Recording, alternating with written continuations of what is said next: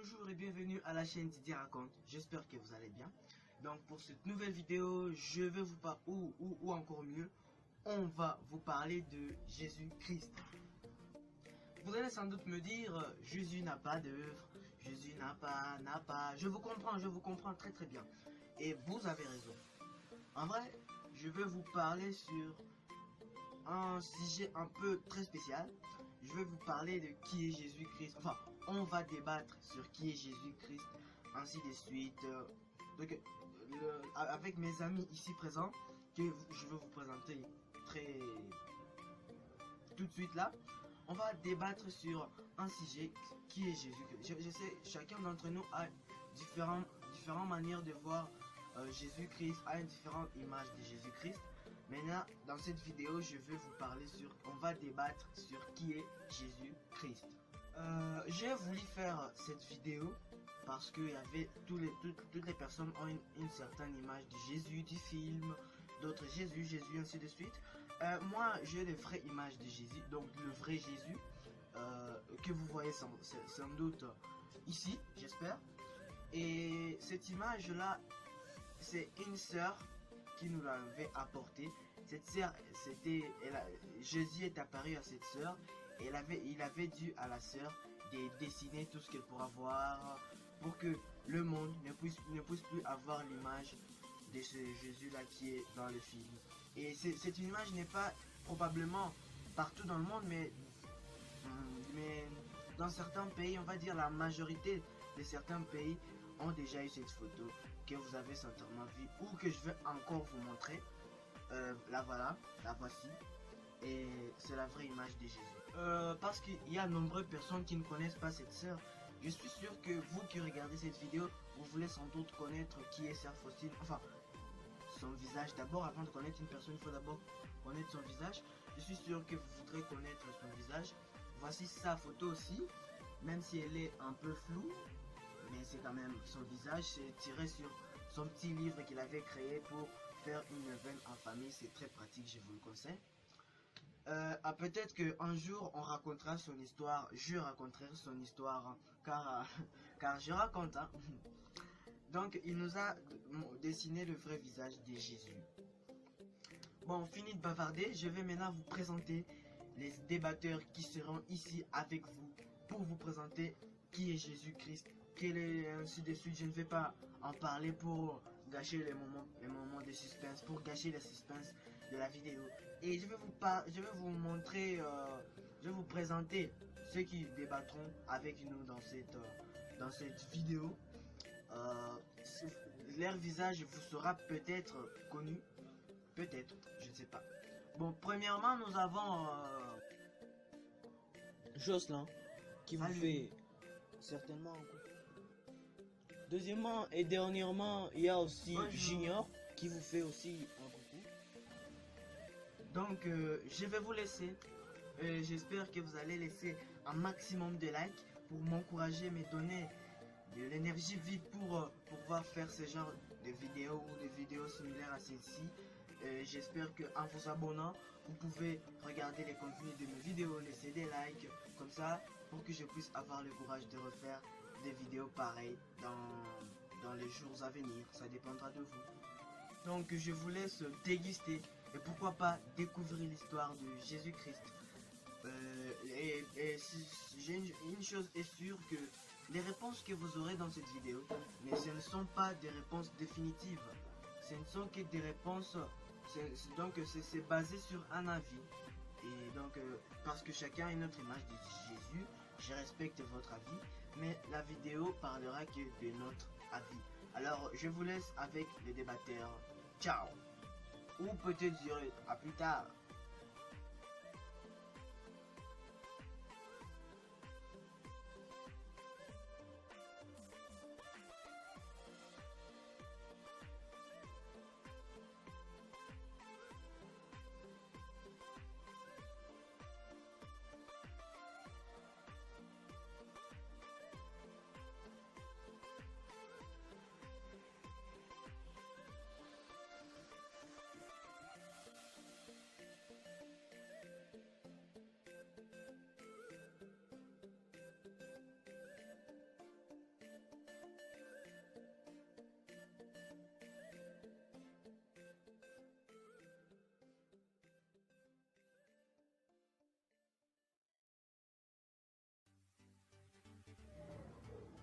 C'est une très bonne question. C'est une très bonne question, j'avoue.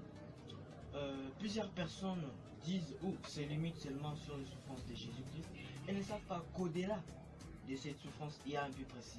J'espère que mon ami Jocelyn ici n'en disconvient pas.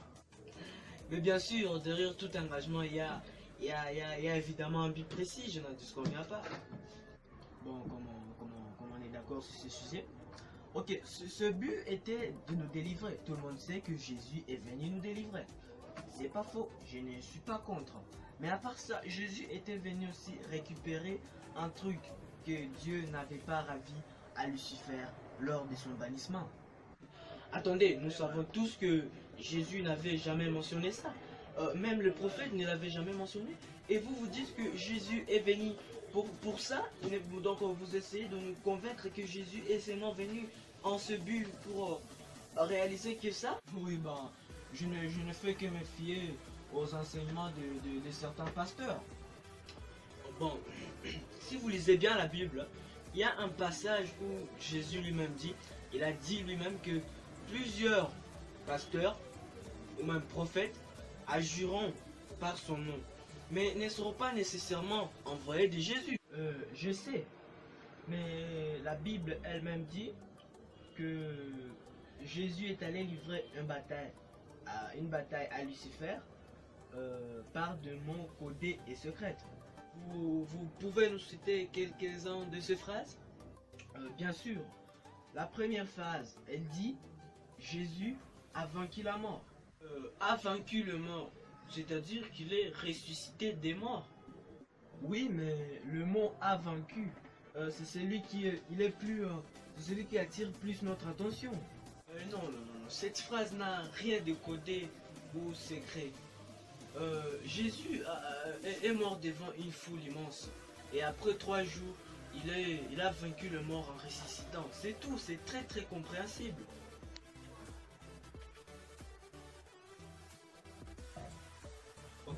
Ok, pendant ces 3 jours, il était mort, hein, car c'est après ces 3 jours qu'il est ressuscité, n'est-ce pas ça? Bien sûr que si. Ok, pendant ces 3 jours, il était mort. Où était-il? Pourquoi y était-il? Vous savez, c'est une très bonne question. Mais à ces questions-là, je n'ai pas de réponse. Car je ne suis pas mort, premièrement, je ne suis pas mort. Et à travers ces questions qui n'ont pratiquement pas de réponse, la mort de Jésus est représentée comme un mystère. Et comme l'indique la représentation de la mort de Jésus, personne n'a de réponse à pareille question. C'est là aussi où est le mystère du mot a vaincu. Car la mort de Jésus est devenue un mystère. Et à travers ce mystère, on peut facilement comprendre que Jésus n'est pas venu seulement pour le but que vous nous avez cité, mais il est aussi venu pour répondre ce truc que Jésus n'avait pas ravi à Satan lors de son bannissement.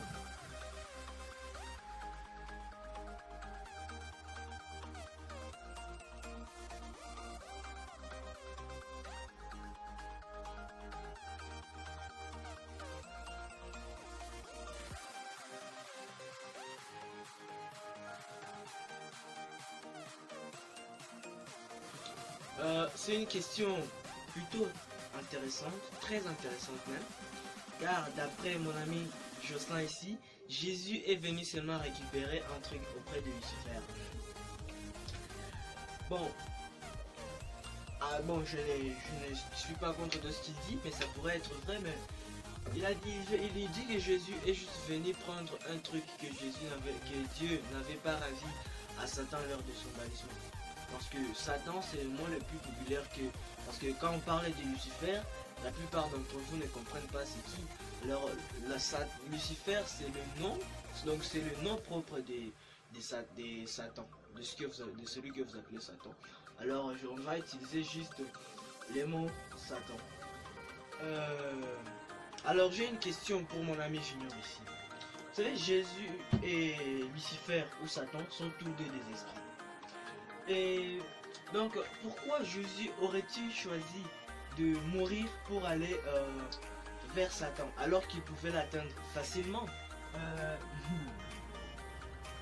bon, je suis désolé, mais C'est pratiquement une question à laquelle je n'ai pas de réponse. Mais je le répète encore, ça c'est une manière de fortifier les mystères du mystère. Vous insinuez que le sacrifice de Jésus n'était qu'un plan pour venir reprendre la clé à Lucifer? c'est un peu ça. Mais attendez, car il fait un peu chaud ici. Je vais enlever ma veste, que je puisse me sentir un peu à l'aise. Ok, comme je disais, c'est un peu ça. Mais il est aussi venu livrer une bataille à Lucifer parce que Lucifer était quand même très fort. Il a été le bras droit de Dieu pendant un certain temps. Alors, il a fallu engager une grande bataille à Lucifer pour parvenir à reprendre la clé. Donc vous ne reconnaissez pas le sacrifice de Jésus comme amour et miséricorde à notre égard? Si, je le reconnais. Vous avez vous-même dit que Jésus, il pouvait l'atteindre parce que Lucifer était aussi un esprit, mais Jésus pouvait l'atteindre. Mais Jésus lui a choisi de venir souffrir. Premièrement, il faut pour être digne de sauver tout autre du jugement de mort d'avec Jésus.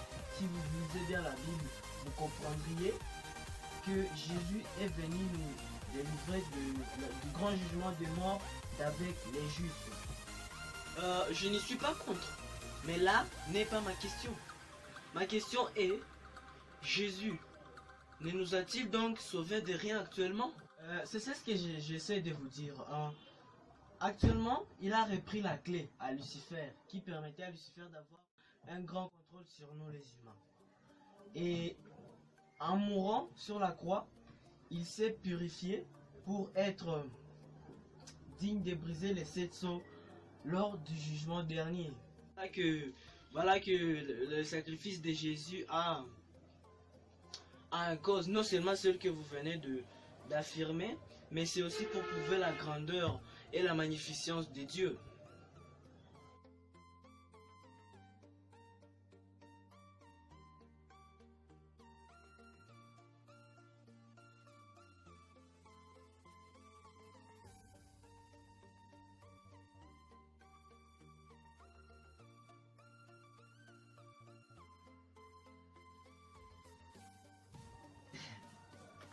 Vous savez, c'est une question très perturbante. Mais je vais quand même y répondre. Mais je vais y répondre d'une manière opinionnée. Jésus, en gros, Jésus est Dieu. Pardonnez-moi, mais non. Attendez, je vous prie, je vais me justifier. En sachant tout d'abord que Jésus, ou que la Sainte Trinité, c'est-à-dire Dieu agissant en trois personnes, c'est-à-dire Dieu le Père, Dieu le Fils et Dieu le Saint-Esprit. Oui, mais c'est le Père qui est suprême. Mais c'est Dieu qui agit en son Fils. C'est comme les représentants, quoi. Oui, je suis d'accord, mais le représentant ne peut être jamais celui qu'il représente, c'est clairement logique. S'il vous plaît, arrêtez d'interférer et de me couper à tout moment. Je suis en train de m'expliquer, non? Et ok, vous pouvez continuer. Je disais, premièrement, je disais la Sainte Trinité signifie Dieu agissant en 3 personnes. C'est ce que je disais. La première personne que je vais vous parler, c'est l'Esprit Saint. Le rôle de l'Esprit Saint, c'est d'après moi, ou d'après certaines personnes aussi, c'est premièrement d'abord c'est de vêtir une personne de son feu pour une protection et aussi de guider certains pasteurs sur comment ils vont diriger l'église, mais aussi il sert des sentiers, c'est-à-dire des sentiers lors de nos prières, c'est-à-dire quand on prie, c'est lui qui a le rôle de faire arriver nos prières à Dieu le Père. Et donc, c'est-à-dire qu'il nous met en contact direct avec Dieu le Père. Ouais, mais c'est un peu ça. Mais nous voulons une vraie explication sur, soi-disant, Jésus et Dieu. Oui, j'y suis. Le Père, lui, il donne la bénédiction, la malédiction, il a créé, ainsi de suite. Oui, c'est lui qui est Dieu, car c'est lui qui est à l'origine de tout ce qu'on peut voir. Même ce qui nous sert à voir, c'est lui qui en est l'origine. Alors comment pouvez-vous dire que Jésus est Dieu, alors que lui-même avait mentionné dans ses enseignements de ne pas lui donner de louanges et des adorations, mais plutôt de les donner à celui qui lui a envoyé. Alors, pouvez-vous nous expliquer le rôle de Jésus dans la Sainte Trinité qui, selon vous, les qualifierait de Dieu? J'y suis. Alors, le rôle de Jésus, c'est de nous sauver du jugement d'abord. Tout le monde sait que Jésus est venu nous sauver du jugement. Enfin, sauf certaines personnes, mais Jésus est venu nous sauver du jugement. Donc, Dieu s'est manifesté en Jésus. Enfin, Dieu s'est manifesté en tant qu'homme, quoi. Et même avant la création, la Bible dit dans Genèse, faisons l'homme à notre image. Et elle dit aussi plusieurs autres mots qui englobent la présence d'un ou deux tierces personnes. Même dans la prière des credos, on dit avec le Père et le Fils. Et toujours dans la prière des credos, on dit il procède du Père et du Fils. Là maintenant, on parle de l'Esprit Saint, non Jésus. Oui, credo dit toujours avec le Père et le Fils. Ils reçoivent même adoration et même gloire. Mais on dit aussi qu'il procède du Père. Ce mot Père revient chaque fois car le Père est le suprême Dieu.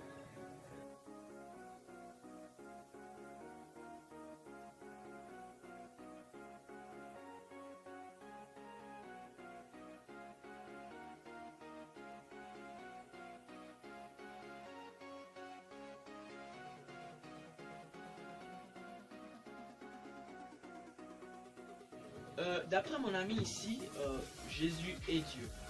Mais d'après aussi ce qu'il insinue, ce qu'il raconte et ce qu'il suffit, se trouve également un être suprême qu'il ne remarque lui-même pas. C'est bien le Père. Alors même dans Genèse là, c'est Dieu qui a proposé, c'est Dieu le Père d'abord qui a proposé de faire l'homme à leur image. Et au tout premier chapitre avant la création, c'est-à-dire Genèse dans la Bible, au tout premier chapitre, à son tout premier verset, vous pouvez vérifier, elle dit ceci.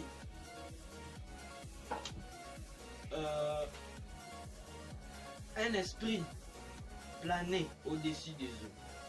Et cet esprit murmura que la lumière soit. Cet esprit, c'est bien le Père. C'est bien le Père suprême qui... Et pour moi, Jésus est le Fils. La première créature que Dieu créa dans les cieux.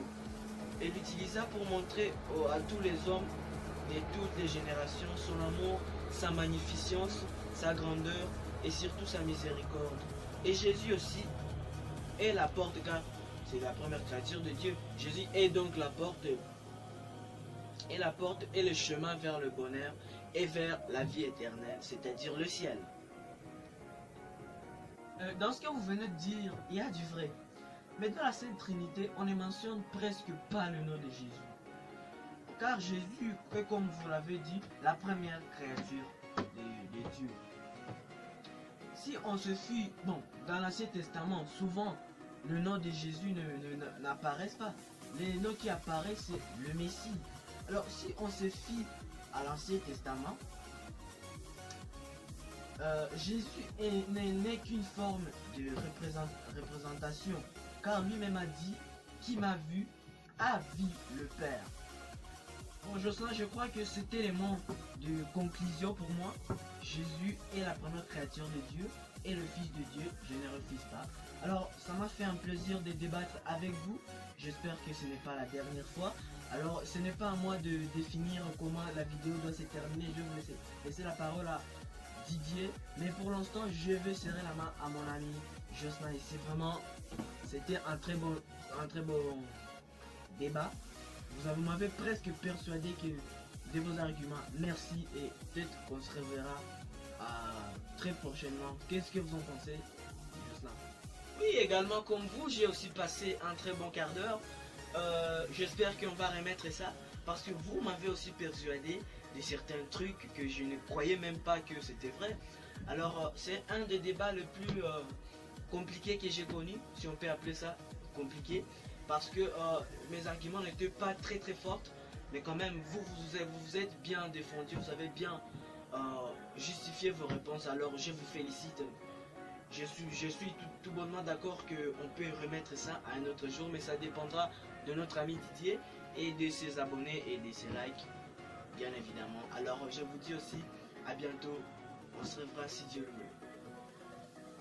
veut. Jésus est le Fils de Dieu, Jésus est la première créature de Dieu, Jésus est ceci et ceci, à vous de décider. Mais je peux vous dire que je me suis vraiment amusé à écouter les avis de Junior et de Jocelyn. Jocelyn, c'est la fin de cette vidéo. Je suis sûr que vous avez pris du plaisir à poursuivre ce débat. Est-ce que vous avez quelque chose d'autre à rajouter? Je n'ai pratiquement presque rien à ajouter à ce que je dis. Si vous avez aimé, si vous voulez encore nous revoir débattre, laissez ça en commentaire et laissez des likes. C'est tout ce que j'ai à vous dire et je vous dis à très bientôt. Junior, je sais aussi que vous avez passé un très beau quart d'heure. Avez-vous quelque chose d'autre à rajouter? Merci, mais je n'ai pratiquement rien à ajouter à ce que a dit mon ami Jocelyn ici.